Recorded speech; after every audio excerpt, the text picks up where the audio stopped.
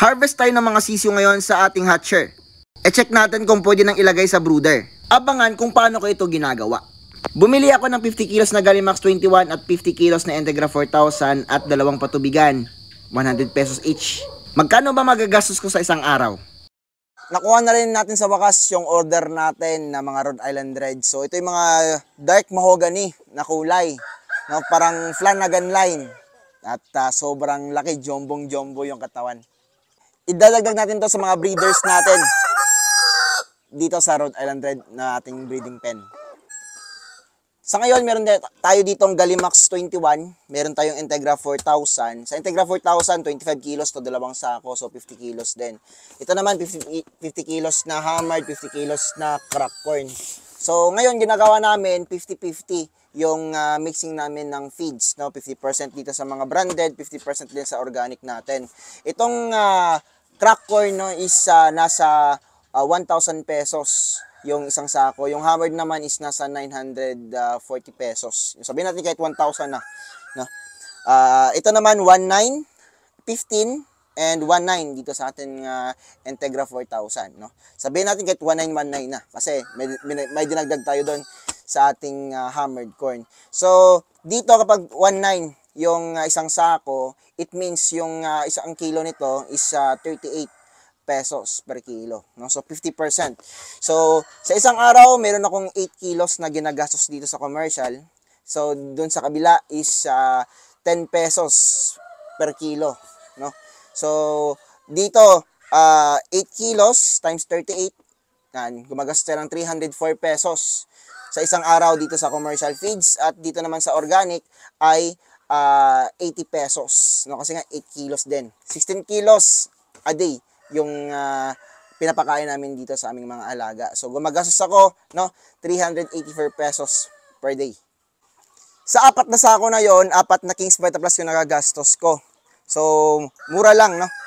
Sabihin natin kahit 400 pesos na a day yung nagagastos ko dito sa mga breeders natin. And every 3 days naglo-load kami sa aming incubator.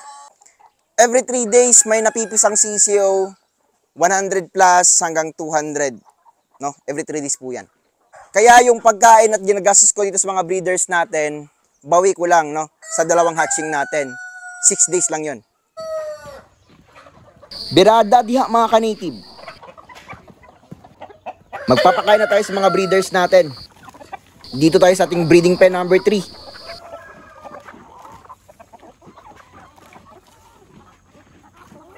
Dati talaga hindi ko ma-afford yung mga breeds na to, kaya nagsimula ako sa sisiw. Ngayon, ito na yung mga anak na nabili kong mga sisiw.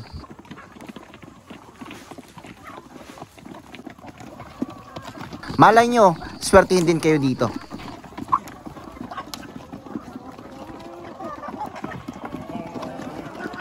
Dito naman tayo sa mga Black Ostrops natin. Yung iba dito, ako talaga napapisa. Yung iba naman, nabili kong sisiw. At yung iba, nabili ko ng breeders.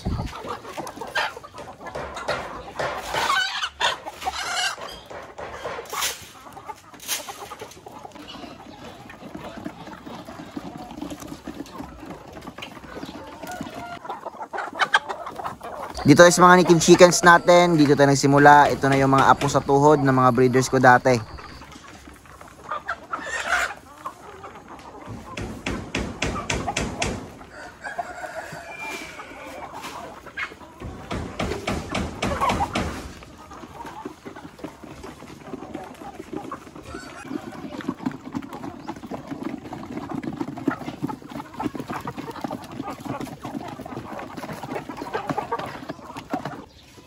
Ito mga bagong bili natin, paparelax muna natin dito sa kanilang mga square pen. Rhode Island Reds naman tayo. Yung iba dito, sisiw ko nabili. Yung iba naman breeders na talaga nung nabili ko. Napakasimple lang ng ginagawa namin dito. Painom ng tubig, pakain, at harvest ng itlog. At syempre, load and harvest sa ating incubators. Ito mga bagong bili naman natin na manok, ilalagay natin to mamayang gabi, no? Kasi kapag medyo maliwanag pa, mag-aaway talaga to sila at magkakasugatan. So bukas, talagang masusurprise lang sila na mayroon na silang bagong kasama at hindi sila mag-aaway. Yung mga sisiyo natin, kahapon nakita nyo, mabibilang lang kung ilang napisa dito. Ngayon medyo madami na. Siguro ready na tong buksan at mag-count na tayo. At kapag merong pwedeng i-CS dito, no, tulungan natin para makalabas. Dito sa hatcher, kailangan natin ng mask. Medyo maalikabok kasi ito, no, lalo na yung mga bagong pisa. Dahil nga, meron silang parang cover yung mga balahibo nila. Doon pa lang sa itlog, no. So, check natin. At medyo may amoy ito, no, medyo malangsa. Ayan. So, meron pang hindi nakakalabas dito. And tuturuan ko kayo, no, kung paano mag-CS dito sa mga sisiw natin. Yan. Minsan kasi, meron talagang sisiw na hindi makakalabas dahil nga medyo matigas yung shell ng kanyang itlog. Yan. So, medyo madami, no? Yung hatch natin ngayon. Yung iba medyo mabasa pa. Bukas pa to. No? Bukas pa to malilipat sa ating brooder.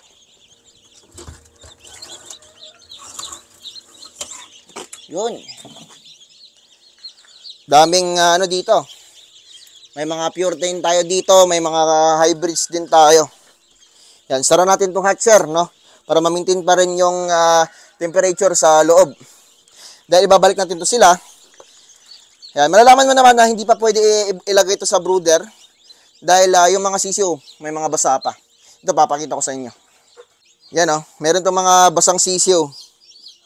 Yan, literal na basang sisiw. So, hindi pa ito pwede, no? Medyo mahina pa yung tuhod niyan.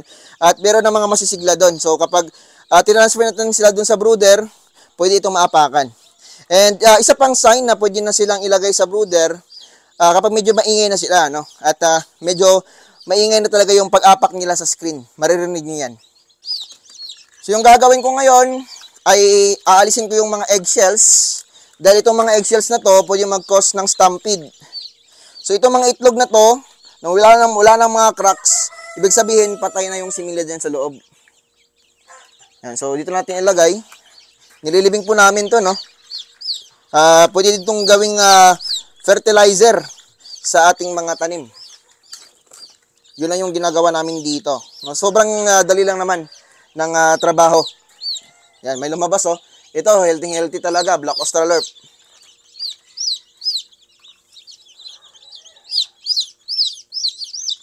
Yan. Laki, oh. Basa pa. Yan, may mga numbering to, no? Yan. May mga numbering para malaman namin kung sino yung mga parents nila or kung saan sila breeding pen galing.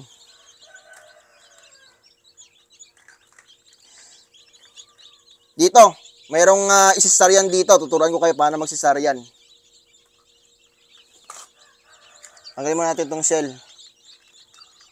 Ito, wala nang crack. Ibig sabihin, wala na yung malabo ng makalabas. Ito, turuan ko kayo. Every room, 6 to 8 lang yung nilalagay namin dito. Every room. Para hindi po crowded. Yan. So ito, delay talaga to. At baka hindi makalabas, no, kung hindi natin tutulungan. Cesarean to, cesarean, CS. Yan, sample. May video na ako dati nito, paano mag-CS.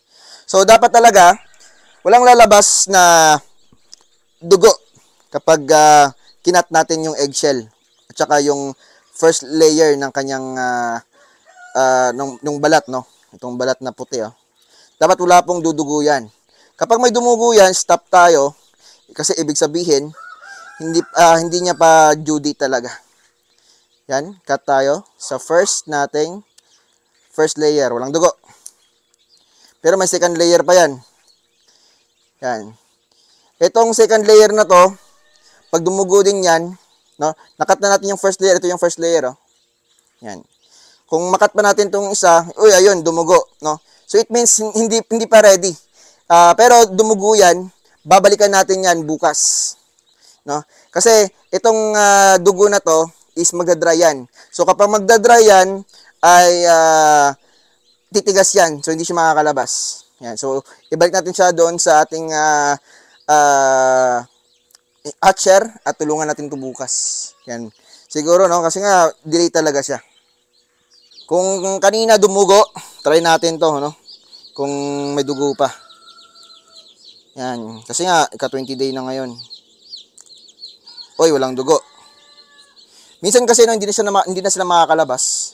Kasi kapag marami ng sisiw, yan, wala nang dugo. Ibig sabihin, okay na to. Yan, no? So, kanina may dugo yun. Ito, wala. Ibig sabihin, okay tong tulungan. Kasi hindi dumudugo. Yung first tsaka second layer niya. Yun. Ganda. Ano to? Breeding pair number 3. Hybrid. Possible anak to ng Sussex natin. Yan, no? Parang puti yung kulay niya. Yan. Yan. So, pag tumulong kayo sa sisiw, hanggang dyan lang. Kasi napakahirap po ng pusod. So, kapag yung pusod nila, natanggal ng mali, dudugo yan. Lalabas yung intestine niya, mamamatay yung sisiw. Pasok na natin dun sa loob. Tinulungan natin, no? Walang dugo, no? Lumabas na po siya. Sana mismo yung lumabas. Dito naman, same din. Check natin kung buhay pa yung sisiw. Yan, ito yung sabi ko sa inyo, patay na yung sisiw. Yan, di na huminga, di na kumikilos, di na gumagalaw. Patay siya, no? Yun yung ika-20 day at saka 21 day, pag di natin natulungan, malaking possibility mamamatay yung sisiw. Yan. So, dito, tignan nyo, patay na rin. Kasi nga, hindi natin natulungan sa kanyang ika-20, 28th day. Yan. 20, 21 day, kapag nagkapisa na sila halos lahat, try nyo yung tumulong sa mga sisiw, no? Try nyo mag-CS. Sayang pa, pera pa yon. Meron tayong Rhode Island Red dito. Yan, bagong pisa pa talaga, oh. Yan, pero okay siya, healthy siya, no? Yan. So, ito ay ika-20 day pa lang. Yan. 21 days bukas. At kita nyo naman, no? Halos lahat nagkapisaan na. So, meron pa ditong cracks. So, hindi pa natin alam kung buhay ito. No? Pero nag-crack na siya. Hintayin na natin lumabas yung uso niya. And kapag hindi siya nakalabas bukas ng umaga, tulungan natin CS. Yan. So, ito yung may mga buyer na. Alisin lang natin. Check natin kung may crack. Walang crack. Uy, may lumabas dito. Ganda na kasi, no, ng mga sisiw natin. Yan. Ito, wala na to. Nakalabas na, no? Oh, wala na. So, wala na rin pag-asa siguro to. Yan. So, no need na yung no need na yung i-candle. Yan, ito ba? Bagong pisa pa. Basta walang cracks na, 20 day, 21 days, wala pang crack. Wala na yan. Hindi na natin hihintayin yan. Magastos na sa kuryente kung konti lang naman sila. Minsan din po kasi, halimbawa, nag-brown out. Matagal sila makalabas. Yan. So, ito, nag-dry yung niya. Pero nakalabas siya, nag-dry yung parang malagkit, oh. Yan. Pero parang bloated. Yan. So, hindi natin yung i-count as good. Meron tayong naked neck dito na tawag nito, Jersey Giant, naked neck and Jersey Giant. So, wala tayong black ngayon sa black Australian sa breeding pair number 3 natin para malaman talaga natin, no? At wala tayong black na naked neck. So, talagang Jersey Giant lang yung tatay nito.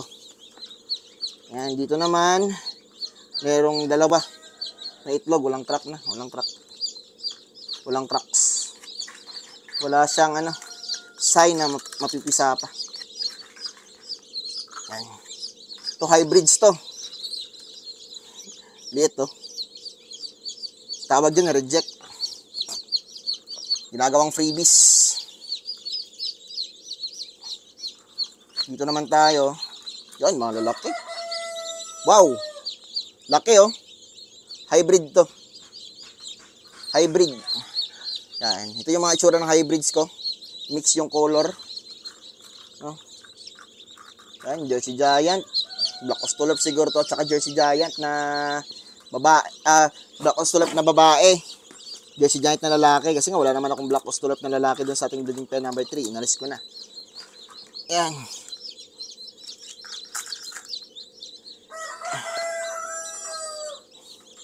Ito, isa lahat.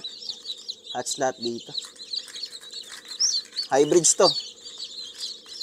Ganda talaga ng hybrids natin. Ganda ng labas ng hybrids.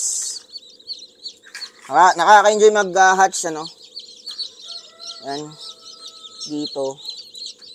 May, ito. Try natin to ECS. Kung okay mas ECS to. Itong dalawa, wala. Walang, sign na mapipisa pa. Try natin CS to. Dito tayo sa tinulungan natin, no. Lumabas na po siya. Wala pong dugo, ibig sabihin safe na safe. Yan. Hintayin na natin mag-dry, balik natin sa hatcher natin. Dito sa kulungan na to. Yan, may isa din, no. CS din to.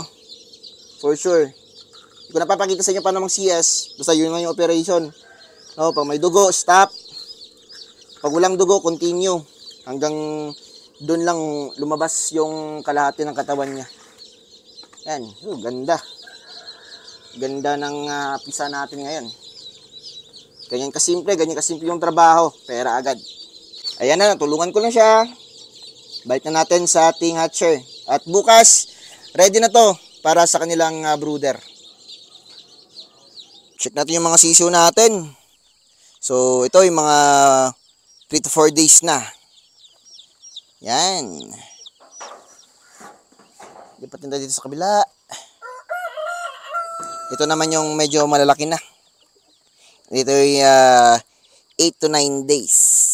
Alam nyo bakit 4 to 5 days tsaka 3 to 4 days tsaka tawag nito 8 to 9 days. Yan. Kasi yung iba hindi sila magkasabay na hatch. Yan po yun. Ito yung mga decal browns natin. Mga 6 days na to. Decal brown, may black Ostolot din dito, tsaka Rhode Island red. Lipatin tayo sa kabila natin. Ulo, may nakalabas dun, no? Yan, siguro sa pagpakain ni Papang kanina, yan nakita. Yan, dito. Isa din nating batch. Magabatch yung ito, no? Tsaka dun sa mga natin, 3 to 4 days. Yan. Meron akong ini-introduce na game app sa inyo. Ito yung palaging nilalaro ko. Kapag hindi mo gusto yung game app na to, pwede mo nang skip yung video. Ito ang Game Ape. Sobrang solid na itong Game Ape. Lalo na yung Party Night na slot machine. Ilang beses ako nag-big win.